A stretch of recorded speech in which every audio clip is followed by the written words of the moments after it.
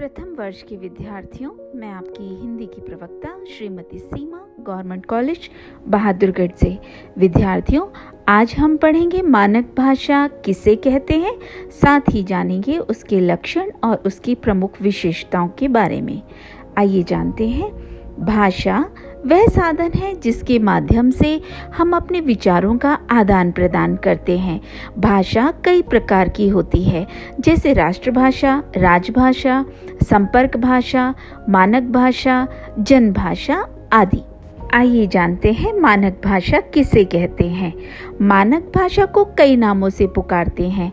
इसे कुछ लोग परिनिष्ठित भाषा कहते हैं और कई लोग साधु भाषा, इसे नागर भाषा भी कहा जाता है। अंग्रेजी में इसे स्टैंडर्ड लैंग्वेज कहते हैं। मानक का अर्थ होता है एक निश्चित पैमाने के अनुसार गठित। आइए जानते हैं मानक भाषा के बारे में और विस्तार से। मानक भाषा उस भाषा को कहते हैं जो एक निश्चित पैमाने के अनुसार लिखी या बोली जाती है, अर्थात मानक भाषा का पैमाना उसका व्याकरण है। जब हम किसी अपरिचित व्यक्ति से मिलते हैं तो उससे मानक भाषा में ही बातचीत करते हैं। जब हम कक्षा में किसी प्रश्न का उत्तर देते हैं तो हम मानक भाषा का ही प्रयोग करते हैं। हम पत्र व्यवहार में मानक भाषा ही लिखते हैं। समाचार पत्रों में जो भाषा लिखी जाती है वह भी मानक ही होती है। आकाशवाणी और दूरदर्शन के समाचार मानक भाषा में ही प्रसारित किए जाते हैं।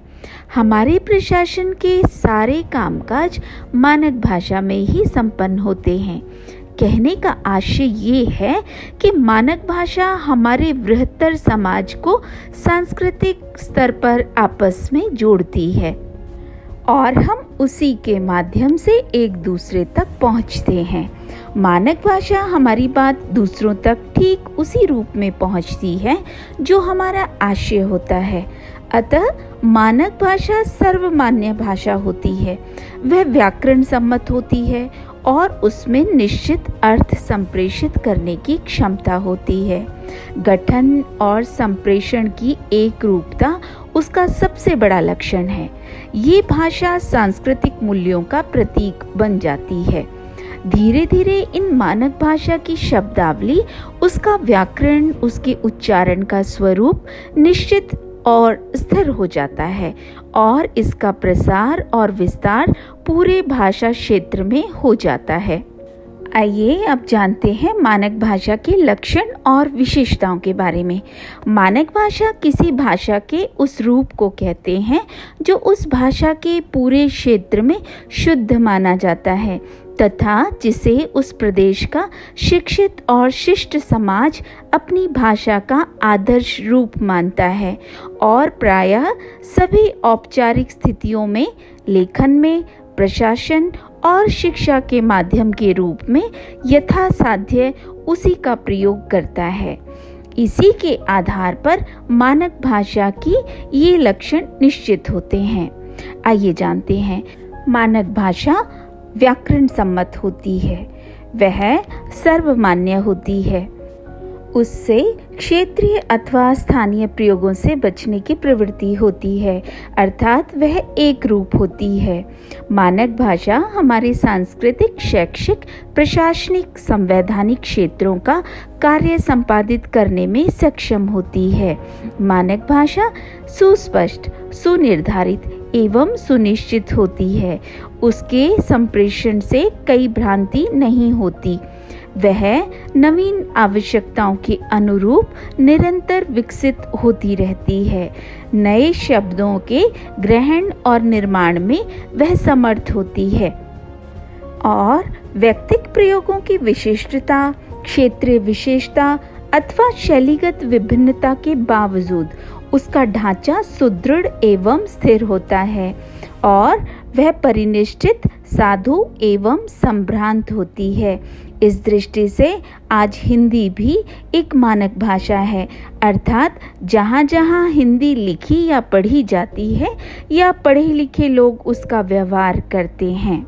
आइए अब जानते हैं हिंदी के मानक रूप के बारे में।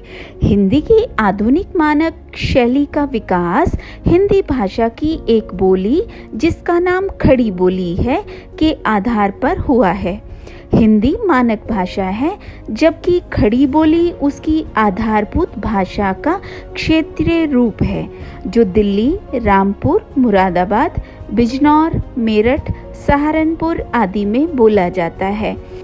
खड़ी बोली क्षेत्र में रहने वाले प्रायः प्रत्येक वर्ग के व्यक्ति द्वारा जो कुछ बोला जाता है वह खड़ी बोली है, किंतु जैसे ब्रिज, बुंदेली, निमाड़ी अथवा मारवाड़ी क्षेत्रों में हिंदी की शिक्षा प्राप्त व्यक्ति परस्पर संभाषण अथवा औपचारिक अवसरों पर मानक हिंदी बोलते हैं, वैसे ही खड़ी बोली क्षेत्र के व्यक्ति भी औपचारिक अवसरों पर मानक हिंदी का प्रयोग करते हैं।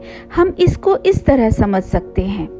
मैथिली शरण गुप्त चिरगांव के थे, वे घर में बुंदेलखंडी बोलते थे। हजारी प्रसाद द्विवेदी बलिया के थे, वे घर में भोजपुरी बोलते थे, किंतु वे सभी जब साहित्य लिखते हैं तो मानक हिंदी का व्यवहार करते हैं। अतः हम कह सकते हैं कि मानक भाषा अपनी भाषा का एक विशिष्ट स्तर है।